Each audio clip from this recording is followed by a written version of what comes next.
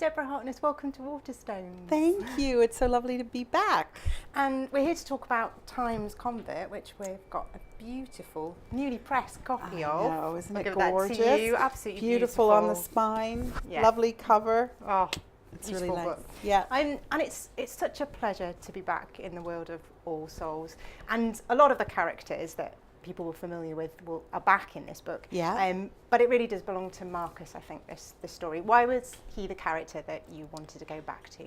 You know, Marcus was one of those characters who sort of kept poking at me. And that sounds really funny. If you're not a writer, it sounds sort of precious and a bit twee for a writer to say, oh, well, you know, my characters talk to me. But they actually, you do actually hear your characters when you're actively writing.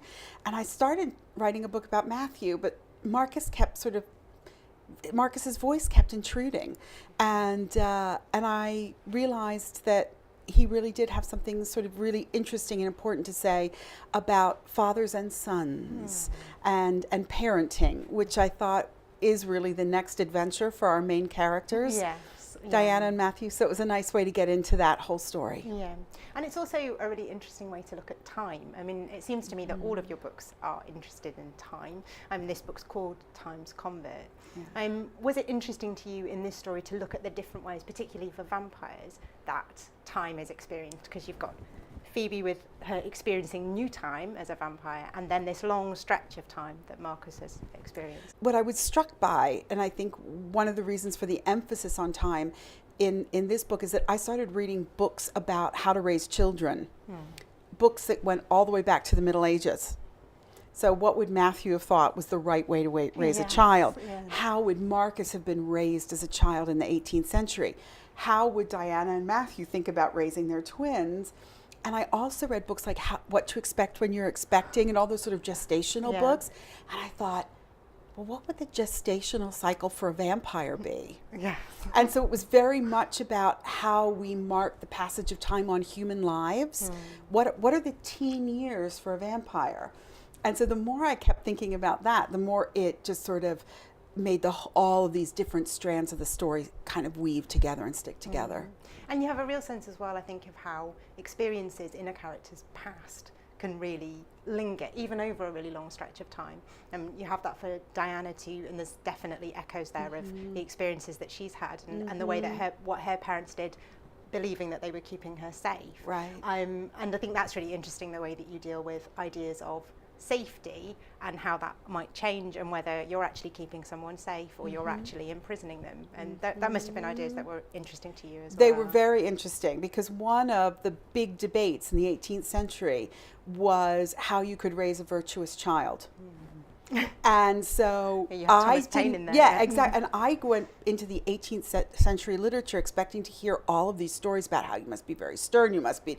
And actually there was a whole school of thought in the 18th century that you could not keep your child from being thrust into the world and being challenged. Sort of exactly what we're grappling with today. That the best insurance against the world is a thorough knowledge of it, is what one person said, and I just thought, my God, this is so modern, and yet it was what the people in Marcus's own time would have been thinking. So it really it was a way for me to understand as a historian that while childhood changed, while different styles of child rearing have come and gone, there's also a great continuity when it comes to the big questions, which are essentially, how do I raise my child to be safe and successful in the world? They were asking that question in the 15th century, they were asking it in the 18th, and they're certainly asking it today. Yeah. So it allowed, again, to kind of bring all those stories together. Oh, it's fascinating. And as a historian, you obviously have a whole canvas of time to play with here.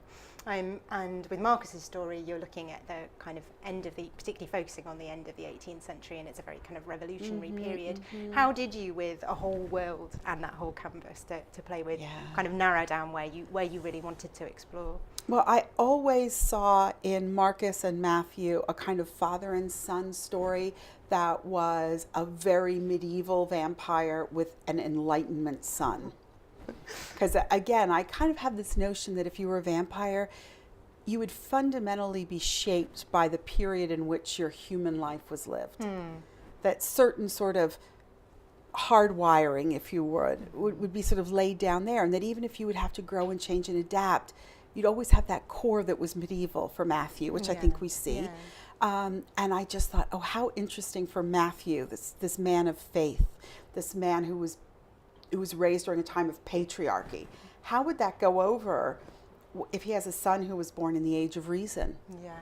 And in an age when people were literally killing the father in the form of the king, both in England, both in the colonies with England and France with the Revolution. And I just thought that would set up the most wonderful tension between Matthew and Marcus that I wanted to explore. So I knew that back in Discovery of Witches, but I got to sort of flesh it out in Time's Convert. Yeah, it's fascinating. I hadn't thought of that parallel, but now you say it, I can really see it. I like playing.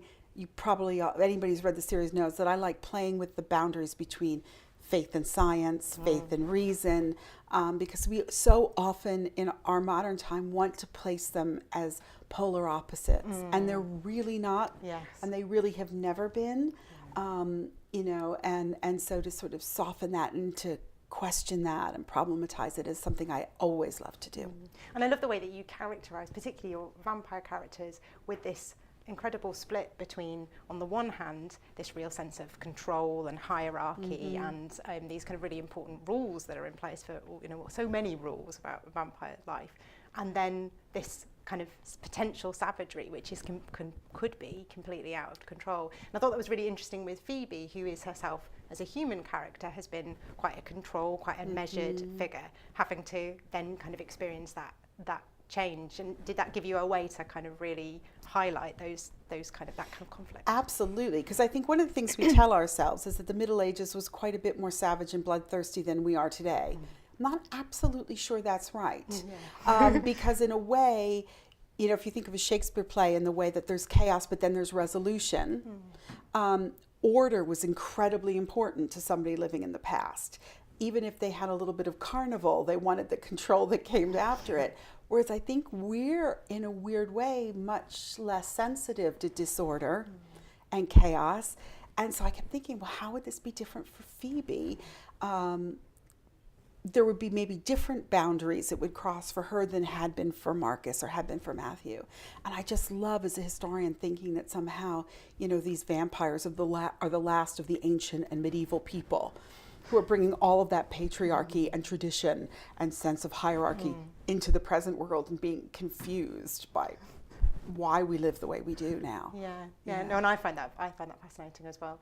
And I think it's particularly there with Isabeau for me, who I think manages to be both a kind of real figure who sort of emblemizes the past in a way, and is emblematic of the past, and then but is also a thoroughly modern woman in other ways. And I yes, with her red mobile phone. Yeah, exactly. And she knows all the rules, so she and Marta are these. Marta's this sort of keeper of the knowledge of the way things used to be, and so when it comes to sort of, well, what's going to happen with Phoebe, it's a big family discussion. What's the best way? Do we do it the old-fashioned way and give her all that credibility, or do we do it a more modern way? And as I was doing some of the edits for the book, and I just finished it, was all the royal wedding.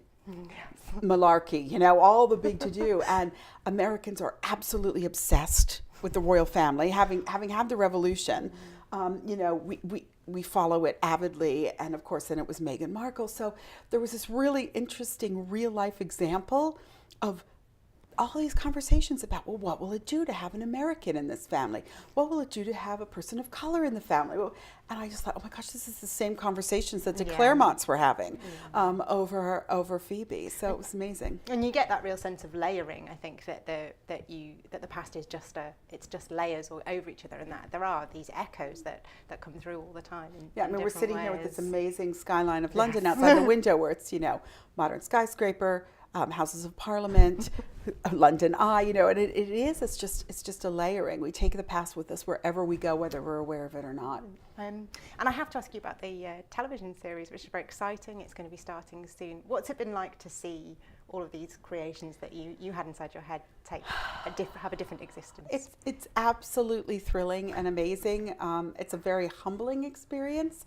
When I first came onto the set, where there were all these people. You know, it seemed like hundreds of people had shown up for Bad Wolf and Sky to bring my imaginary friends and my imaginary world to life. And the dedication and the hard work that the whole team did every single day. I mean, they worked unbelievably long hours, 12, 13 hours. And every single person was just doing their utmost to be faithful to the book, to be in the spirit of the book. It really mattered to them. And that was just such a humbling experience, because I sit in my pajamas in my room and type away, you know, and wonder if anyone is out there, you know, tapping on the glass. And then just to see that, all those, that energy mobilized was just really thrilling. Oh, it must have been. And I mean, your readers really do care so passionately about the characters. And there are so many more characters in this that you could explore. I'm thinking particularly of characters like Gallowglass, for example, who seems to be he's a really interesting character who feels like maybe there's a lot more of his story to tell. Do you feel that there are still more stories to tell in this world? I have lots of more stories Good. to tell. Yeah, you know, and what I want to do always is to tell them in a way that really makes the readers feel that same delicious sense of discovery and anticipation. I don't want to just give readers more. Sometimes I say that and the readers say, we don't care, just give us more. But I don't want to do that. I never want to be the, you know how sometimes you'll look and you'll think, oh God, there's another one, you know, and it just seems like just more of the same thing. So I think, as you hopefully could tell from Time's Convert, I spent a fair amount of time thinking about how to make this story more than just more. Yes. And the stories have to wait until, like, I know what Gallowglass's story is. So now I just have to wait until I figure out how to tell it in such a way that you get that same thrilling sense of it fitting into a larger framework, a larger set of puzzle pieces, etc. Oh, that's a very tempting prospect. It's a wonderful world, and it's a brilliant new story in that world as well. Good, I'm glad. I thought we could just end. I've got a few quick fire questions, Sure. if you don't mind. Right, okay. This is kind of an either or scenario. So, set tour or the Bishop House? Set tour. Time Walk or Live Forever? Oh, God, Time Walk or? Live Forever. Oh, Time Walk. Historian, easy, yeah. Fire Drake or Witch Water? Fire Drake. Interesting. Face Isabeau in a fight or owe Baldwin a favour? That's a draw. That's a draw. Possibly face Isabeau in a fight, because even if I lost, I would learn a lot in the process. Good answer, good answer. Mart's Cooking or Matthew's Wine Cellar? Oh, I think it would have to be Matthew's Wine Cellar. Oh, really? Yeah. I'd have to go for Mart's Bread, I think. Marcus's Sports Car or Matthew's Land Rover? Marcus's Sports Car. Knights of Lazarus or the School of Night? School of Night. Easy peasy. Spellbound or Blood Rage? Oh, I think Blood Rage. Yeah, I think I would agree. That's a good one. Last one, and possibly the hardest for a historian, Bodley's Library or Matthew's Library? Matthew's Library. But only so that I could go and tell Bodley's Library where all their missing books were. Brilliant. Thank you so much. It's been such a pleasure to talk What a to you. treat. Thank you.